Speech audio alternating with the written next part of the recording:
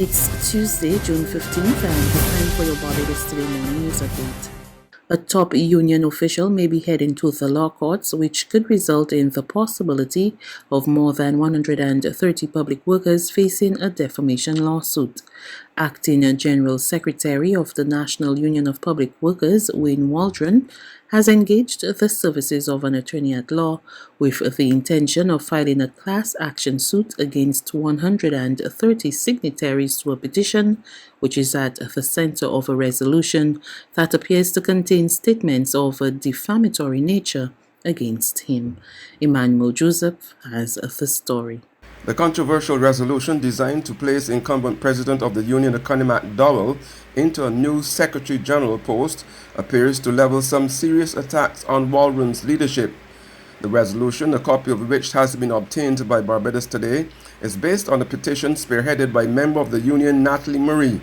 But Waldron is not taking certain statements in that resolution lying down.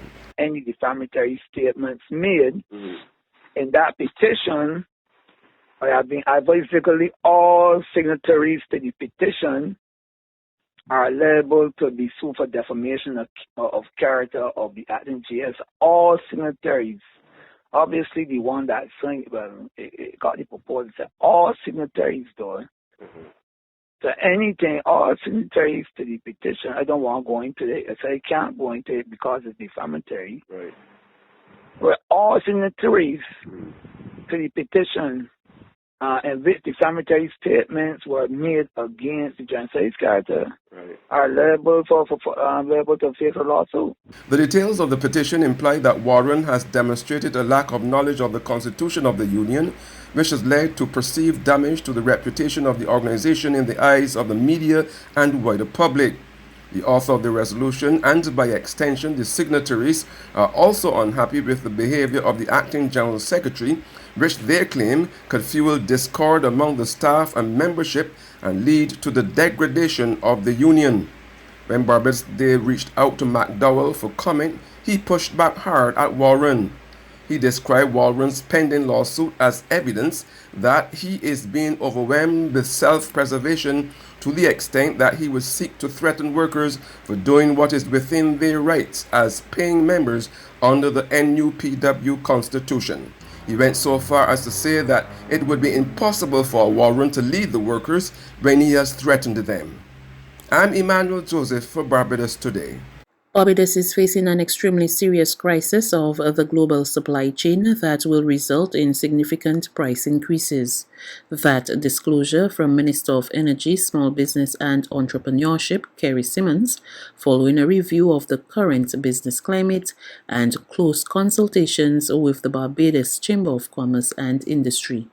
Minister Symmons said the situation is such that a BCCI working group with representation from his ministry is expected to present an urgent list of recommendations to Prime Minister Mia Mottley outlining what they believe is the most appropriate response.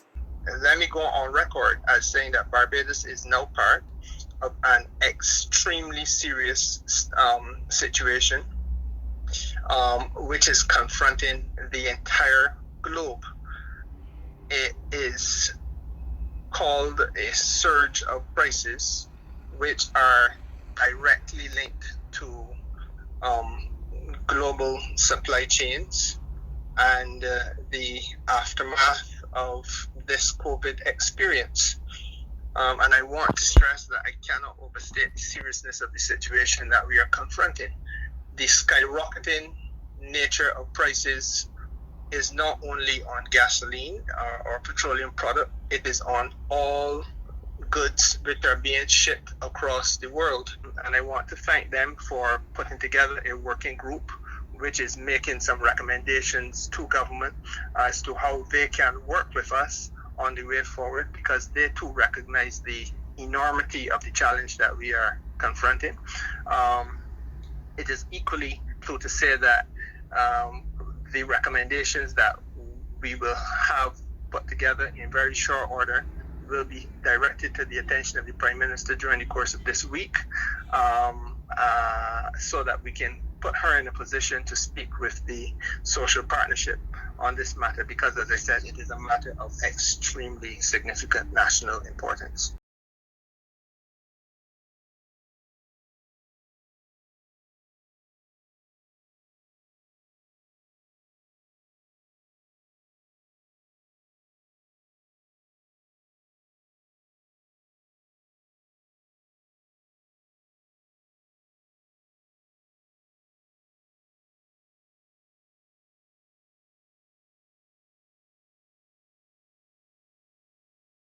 In other news, this Tuesday, former radio personality Ian Cupid Gill is to take up the post of General Manager of the National Housing Corporation from today. Emmanuel Joseph reports. In commenting on his new appointment, Gill told Barbados Today he was ready to build on the legacy of what he described as his illustrious predecessors while leading the government's housing initiatives for such a time as this. He said he believes he had been prepared for this role based on his qualifications, theoretical and practical work experience, as well as his ability to motivate a team and deliver results in a pressured environment. The appointment of a new GM at the corporation comes at a time when some people are questioning the role of that agency vis-a-vis the creation of a new company by government known as Hope Inc. to provide affordable housing for the average private and public sector worker. Hope stands for Home Ownership Providing Energy. Gill brings several years of experience in management in construction and project management. He holds an MSc in Project Planning and Development from the Project Planning Unit at the University of Bradford in the United Kingdom and a BSc in Economics and Management from the University of the West Indies. Gill succeeds Gary Allen, who passed away in August last year. Deputy General Manager Clyde Cummins, who had been acting in his place, will revert to his substantive post today, Tuesday. I'm Emmanuel Joseph for Barbados Today. There's regional and international news after this short break.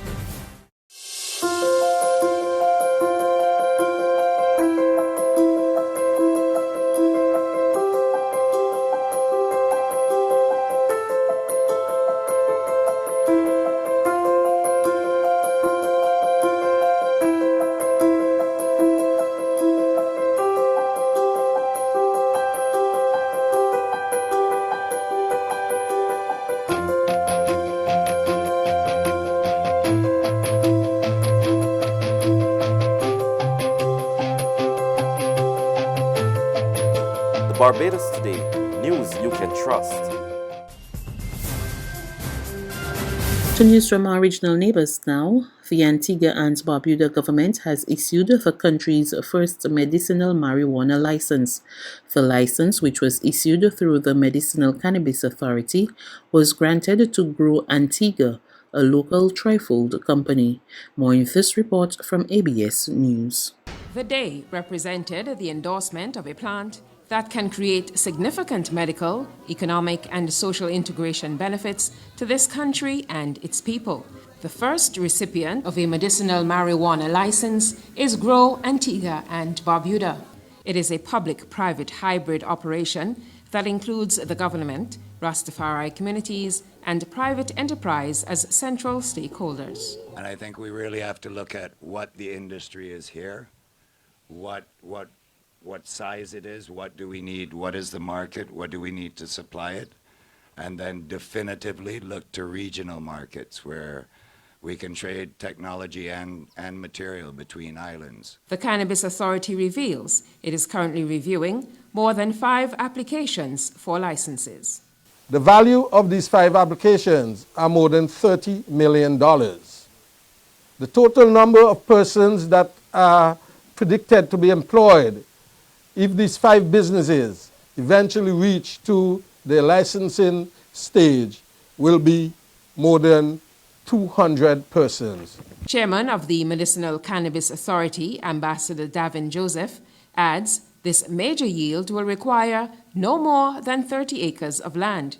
The MCA chairman says the projection is for the industry to contribute at least 10% to economic output in the next 5 to 10 years. And finally, on the international front, The COVID-19 pandemic has reportedly claimed some 600,000 lives in the United States. We hear more about this grim milestone in this report from Reuters TV. The U.S. passed 600,000 COVID-19 deaths on Monday, a painful reminder that illness and grief still persist as the country begins to return to a level of normalcy. My heart goes out to all those who've lost a loved one. U.S. President Joe Biden in Brussels for a NATO meeting reflected on the somber milestone. I know that black hole that seems to consume you, that fills up your chest when you lose someone close to you that you adored. That's why I continue to say to America, if you've not been vaccinated, get vaccinated. The rate of severe illness and death has dropped dramatically in the U.S. as more Americans have become vaccinated. But for many, life won't be normal after losing loved ones to the disease. The U.S. 7-day COVID-19 death average has fallen by almost 90% from its peak in January. According to the CDC, the country has so far vaccinated 166 million adults with at least one dose. That's news. But for the very latest, visit us at www.barbadostoday.bb. You can also subscribe to our e-paper, email updates, or like us on Facebook, and sign up for our breaking news alerts via WhatsApp. We're also on Izumi Media in bus terminals, as well as screenplay at supermarkets and gas stations near you. And you can also hear us on Mix 96.9 FM and Capital Media HD 99.3 FM.